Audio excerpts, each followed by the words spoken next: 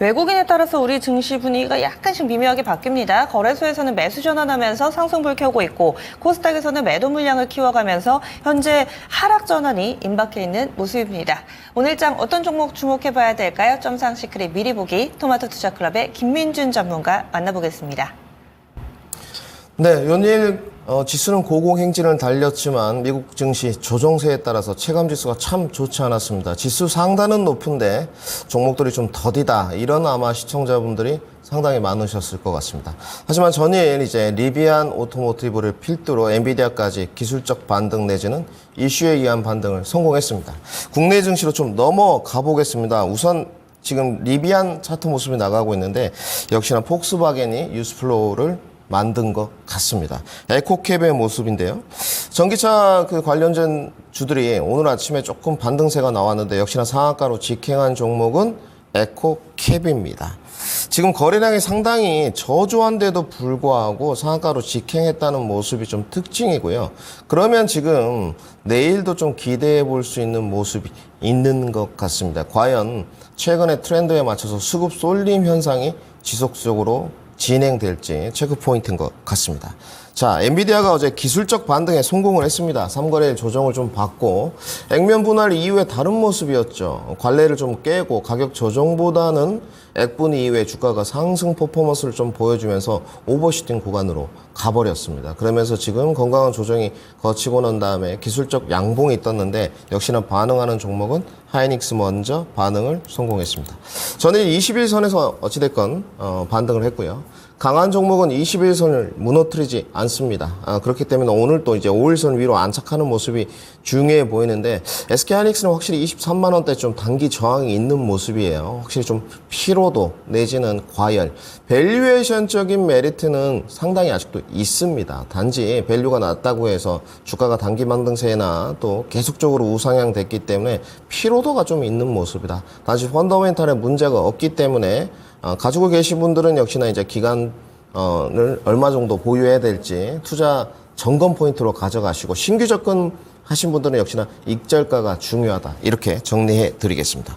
자, 액침 냉각 한번 넘어가 보겠습니다. 요즘 굉장히 화두가 많이 되는데 오늘 윗꼬리가 좀 달렸습니다만은 GST 모습입니다. 상당히 이제 시세 분출이 좋았던 종목인데 3만 원을 넘어갔던 종목이죠. 올해 3월 달에. 그리고 이제 가격 조정과 기간 조정이 좀 끝난 형태입니다. 기간 횡보를 좀 오랫동안 한 모습인데 오늘 장중에는 시세 분출이 좀 있었습니다. 거의 17%까지 있었는데 윗꼬리를 좀 단 모습이에요. 과연 이 모습이 개인들의 수급과 외인과 기관의 수급을 지속적으로 뉴스플로우를 타고 만들 수 있을지. 어찌됐건 이제 발열 문제가 지속적으로 화두는 될 겁니다. 단지 주도력이 아직까지는 좀 부족한 모습. 관련된 주들이 몇 가지 있습니다. GST, KN솔 등등이 있기 때문에 여러분들이 좀 주목을 해보셔야 된다. 위치적으로는 나쁘지 않다, 이렇게 정리해 드리겠습니다. 자, 장비 쪽으로 하나 넘어가 보겠습니다. DI 모습인데 최근에 5일선을 타고 강하게 가는 모습입니다. 오늘도 시세 분출이 8.5%, 지금 신고가였습니다. 상당히 다른 모습인데 HBM 이제 테스트 장비죠. 결국은 이제 국산화, 이런 기대감들이 좀 묻어난다고 말씀을 드려야 될 것 같고, 그리고 이제 HBM3E에 관해서는 하이닉스와 벌써 좀 썸씽이 있었습니다. HBM4에 관련해서도 지금 장비 개발이 조금 이루어지고 있다. 물론 테스트 장비입니다.